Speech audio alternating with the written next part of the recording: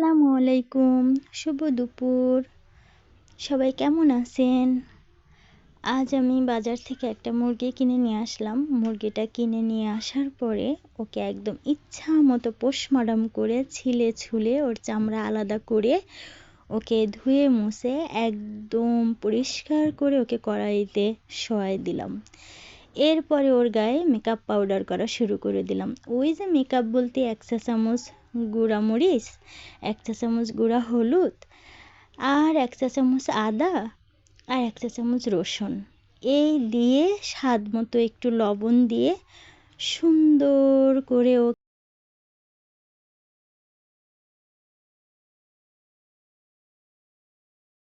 একদম কসলাইয়া কসলাইয়া ওর সারা গায়ে আমি মেকআপ পাউডার মাখাই দিলাম।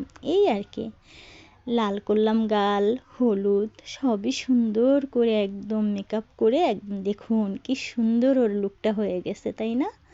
একদম দেখার মতো টসটস করতেছে। তো ওকে সুন্দর করে মেকআপ করে একটা ঢাকনা দিয়ে ঢেকে চলে গেলাম চুলায়। যে পরিমাণ জিনিসপত্রের দাম হইছে, গ্যাসে যে কি দাম, এর জন্য ওই কিছুদিন গ্যাসে কিছুদিন চুলায় এই করেই আমাদের মেকআপ করতে হয়। তো চুলায় চলে আসার পরে কড়াইটা চুলার পরে দিয়ে আমি কড়াইটা গরম হওয়ার পরে তেল দিয়ে দিলাম। তেল দেওয়ার পরে আমি তেলটা নাড়িয়ে চাড়িয়ে সুন্দর করে কড়াইতে একদম ঘুরাই ঘুরাই লাগাইয়া দিলাম। লাগানোর পরে আমি ওই যে পোস্টমর্টম করা মেকআপ করা যে মুরগির মাংসটা ওটা আমি তেলের পরে ছেড়ে দিলাম। এবার ওর হবে ভাজা ভাজা লুক। তেলের পরে দিয়ে ওকে ইচ্ছা মতো খুন্তি দিয়ে নাড়িয়ে চাড়িয়ে ওকে একদম আলাদা একটা লুকে নিয়ে আসতেছি। কত মেকআপ করবে, আজ তোকে ইচ্ছা মতো মেকআপ করে তারপরে দাঁত দিয়ে চিবিয়ে চিবিয়ে খাবো। যাই হোক, আমি এটা একদম দেখুন ভাজা ভাজা করে ফেলছি। ওর লুকটা চেঞ্জ করে ফেলছি না? হ্যাঁ, ওর লুকটা চেঞ্জ হয়ে গেছে, একদম ওটা ভাজা ভাজা লুক চলে আসছে। তো এবার এটা আমি আলাদা একটা পাত্রে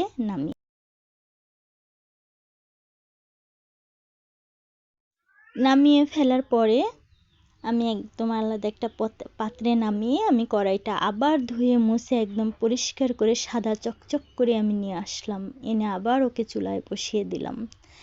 গরম হওয়ার সাথে সাথে আমি দিয়ে দিলাম এখানে 1 টেবিল চামচ তেল, সয়াবিন তেল দিয়ে আমি ওই যে মশলা এবার দেওয়া শুরু করব।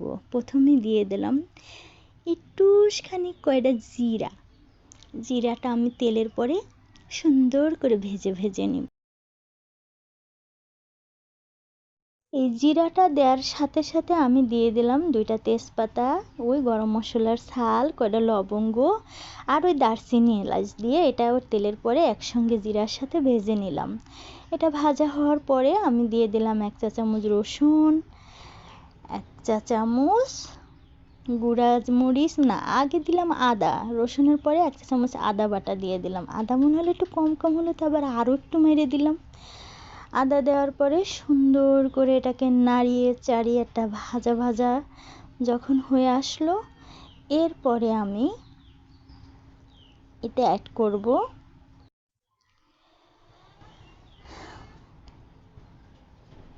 1 চামচ গুঁড়া মরিচ।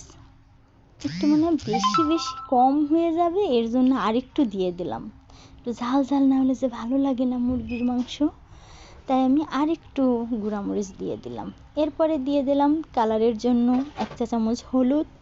এরপরে দিয়ে দিলাম স্বাদ মতো লবণ দিয়ে সুন্দর করে নাড়িয়ে চাড়িয়ে এটাকেও আমি ভাজা ভাজা করতেছি তেলের পরে, দেখুন। এরপরে আমি দিয়ে দিলাম কষানোর জন্য একটুখানি পানি দিয়ে আবার নাড়িয়ে চাড়িয়ে সুন্দর করে ওকে নাড়াচ্ছে। এই যা, একটা জিনিস তো বলে গেছি, তেলের পরে আগে পেঁয়াজ আর মরিচটা ভেজে নেব না, 2টা সাইডে কাঁচা ঝাল, তা ভুলে গেছি। বাপুরে, এত কিছু মনে থাকে না। ওর ভিতরে আবার দিয়ে দিলাম জিরার গুঁড়ি। দেখছেন, মাথার ব্রেন শেষ, আমি শেষ, পাগল হয়ে যাব। বাইরে রাঁধতে আসলে পাগল হতে হয়, কি আর করা। ওই যে এরপরে দিয়ে দিলাম ওই মশলার ভিতরেই জিরা আর পেঁয়াজ আর কাঁচা ঝাল দিয়ে আবার নাড়িয়ে চাড়িয়ে একটুখানি পানি দিয়ে ঢাকনা দিয়ে ঢেকে দিতে হবে। পেঁয়াজটা সেদ্ধ হইতে হবে না, কাঁচা কাঁচা গন্ধটা তো যেতে হবে, তাই আর কি পেঁয়াজটা দিয়ে পানি দিয়ে নাড়িয়ে চাড়িয়ে ওই ঢাকনা দিয়ে ঢাইকেই দিলাম। বাবা জানি না আজ কি রান্না করতে আসছি।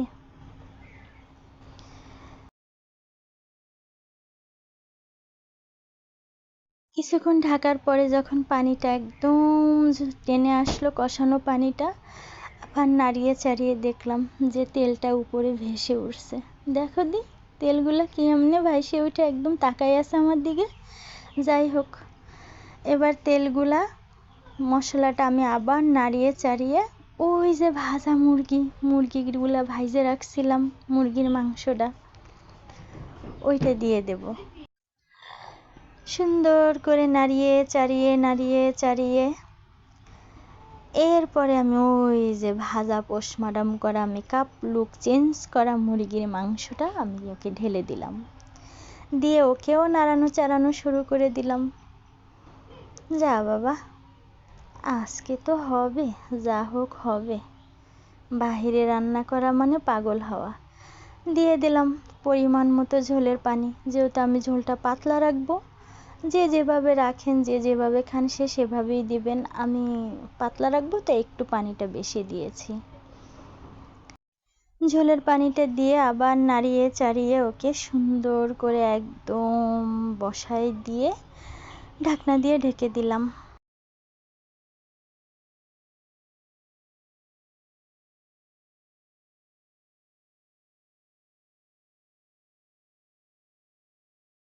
পনেরো মিনিটের মতো ঢেকে রাখছিলাম, তারপরে ঢাকনাটা উঠাইয়া আবার একটু নাড়াচাড়া শুরু করে দিলাম।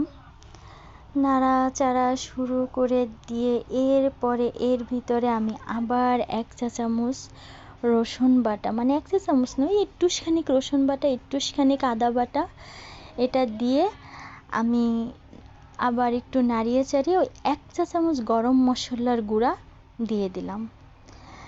দিয়ে আমি কি করলাম, কয়েক ফোঁটা সরষের তেল দিয়ে দিলাম। যে কোনো মাংস রান্না করার আগে যদি এভাবে উঠানোর আগে একটু মশলা দিয়ে তারপরে একটু সরষের তেল দিয়ে নাড়াচাড়া দিয়ে কিছু সময় ঢেকে তরকারিটা নামানো হয়, যা খেতে স্বাদ হয় না, মানে ঝোলটাই অসাধারণ স্বাদ আসে। মানে কি বলবো, এই তরকারির চেহারাটাই অন্যরকম, আর খেতে যে কি মজা বুঝিয়ে বলতে পারবো না। দেখুন কারেন্টটা চলে গেছে, তাই আমি ভালোভাবে দেখাতে পারতেছি না, অন্ধকার ভাব। মুরগির মাংসটা হওয়ার পরে আবার চলে আসলাম চুলায়। আমার মারে বলছিলাম, মা কয়টা করলা নিয়ে এসো দি বড় বড়, একটু দো পেঁয়াজা করব। তা আমার মা আনছিল কাঁচা করলা, ঘরে এক রাত থাকার পরে দেখি তারা মুরব্বি নানা দাদা হয়ে গেছে, মানে পাইকে একদম হলুদ টসটস হয়ে গেছে। কি আর করা, মা তো পিস পিস করে করছিল, ধুইতে যেয়ে দেখতেছি ভেঙে ভেঙে যাচ্ছে। আর হবে না দো পেঁয়াজা করা, তাই ওরে একবারই পেঁয়াজ চুলার পরে দিয়ে কড়াইতে দিয়ে ঝাল পেঁয়াজ দিয়ে নাড়াই সাড়াইয়ে তেলের পরে ওই ঢেলে দিলাম। একটু রাখছিলাম হলুদ, একটু রসুন বাটা দিয়ে, একটু জিরার গুঁড়ি দিয়ে, মরিচের গুঁড়ি দিয়ে, স্বাদ মতো লবণ দিয়ে মাখাই রাখছিলাম, যাতে তেলের পরে ভাজবো মাছের মতো পিস পিস করে। তার হলো না, তাই একবারই ঢেলে দিলাম। এভাবেও কিন্তু মন্দ হয় না, খেতে ভালোই লাগে। মশলা জড়ানো জড়ানো করলার গায়ে একটা ভাজা ভাজা ঘ্রাণ, দেখতে ভালোই লাগে।